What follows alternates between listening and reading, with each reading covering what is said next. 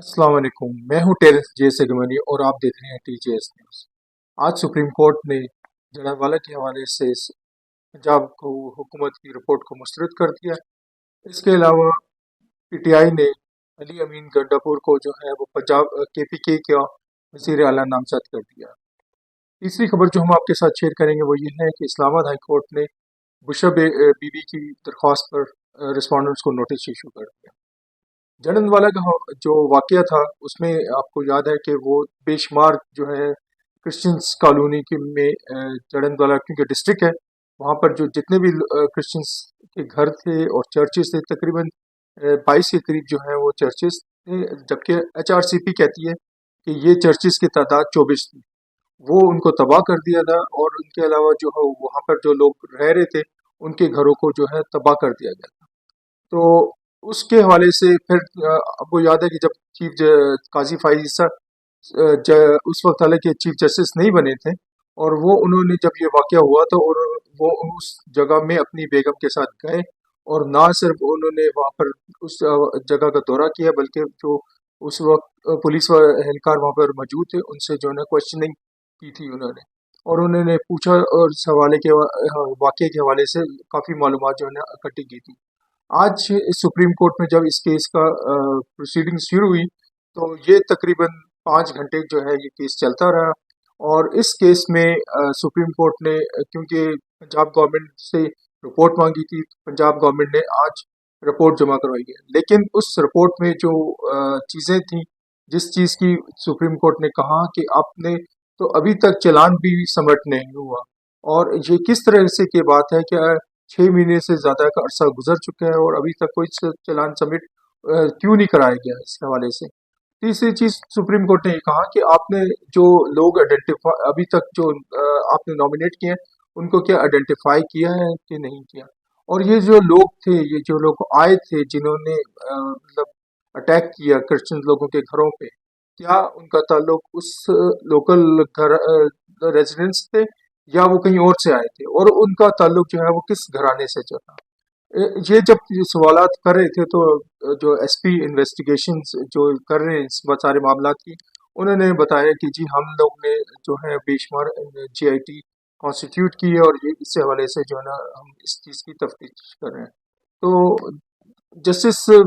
Chief justice ने कहा कि ये तो आप हमें बता रहे हैं कि अभी तो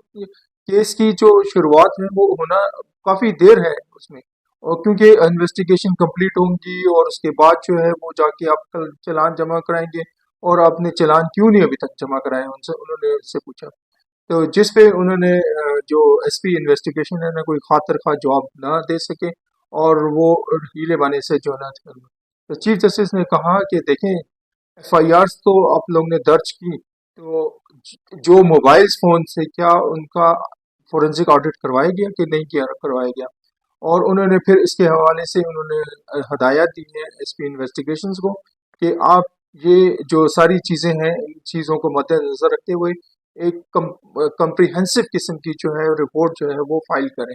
क्योंकि ये जो रिपोर्ट है ये इसमें कुछ पता नहीं लग रहा कि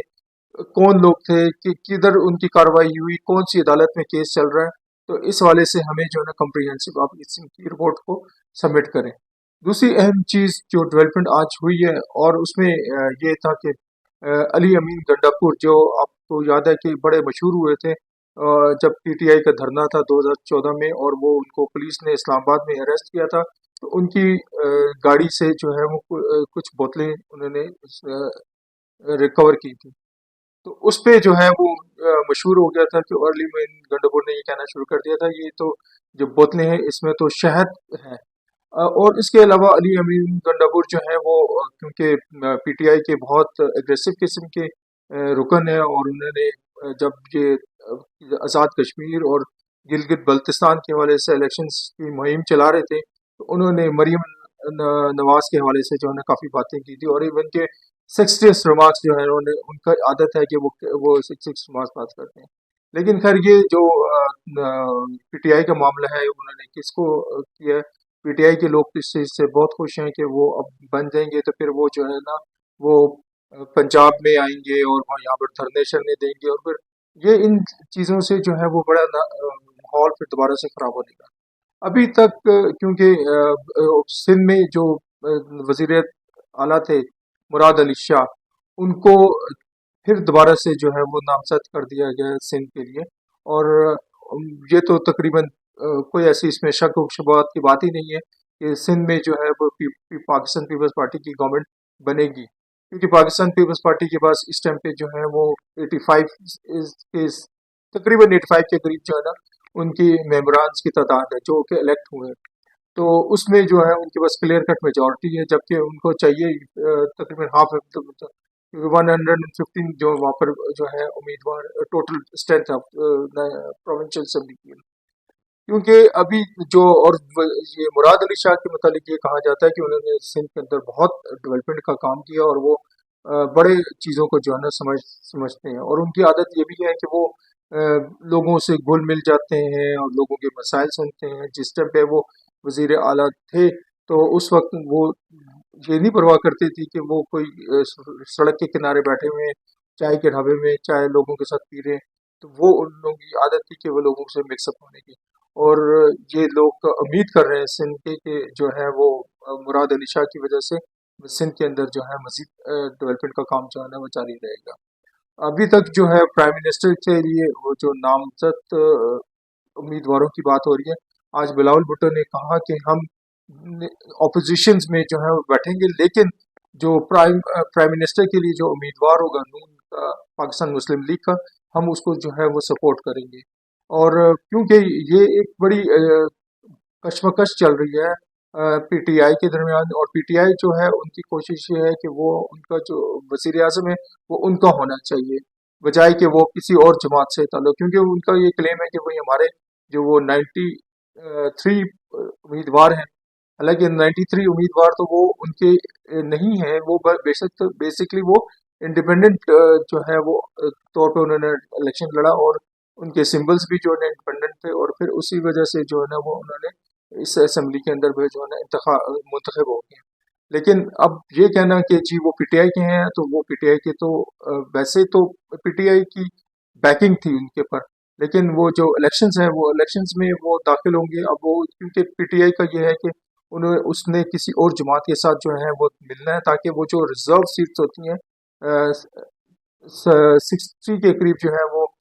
नेशनल असेंबली के अंदर है, इसी तरीके से प्रोविंशियल असेंबली के अंदर भी बहुत सी विमेन की सीट्स हैं और वो माइनॉरिटीज़ की सीट्स हैं।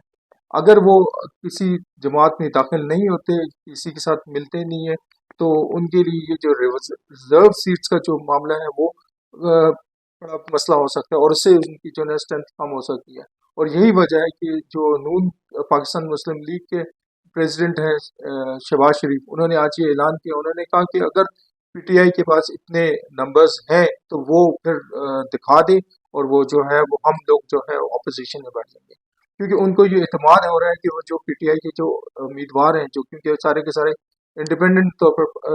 जो है ना वो असेंबली के अंदर आए हैं, इलेक्शन उन्होंने जीता है। तो इसमें यह है कि तकरीबन जो बाकी जो आज़ाद उम्मीदवार थे वो तो काफ़ी तकरीबन जो है वो नून के साथ मिल गए, और आने वाले वक्तों में ये लगता है कि वो जो नून बाकी जो पीटीआई के लोग हैं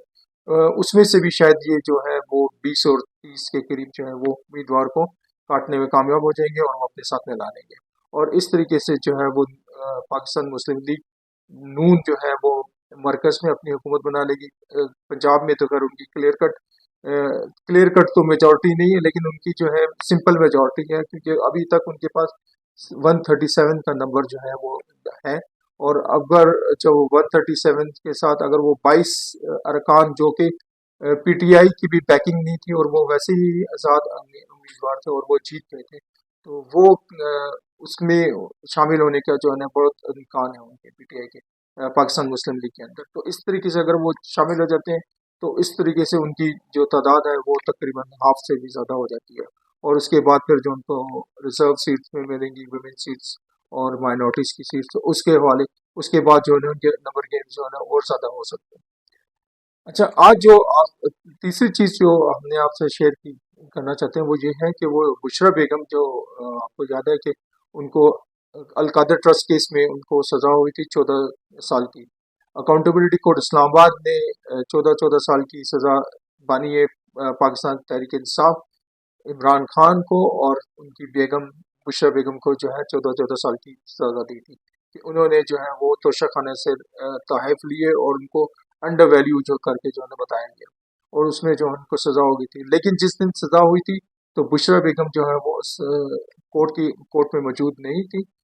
کورٹ جو کہ اڈیالہ جیل کے اندر لگی ہوئی تھی اور جس نے فیصلہ سنایا تھا وہ اس وقت وہاں پر موجود نہیں تھی. پھر وہ تقریباً آدھے ایک گھنٹے کے بعد جو ہے وہ آئی ہیں وہاں پر عدالت کے اندر اور پھر کہتے ہیں کہ جو ہے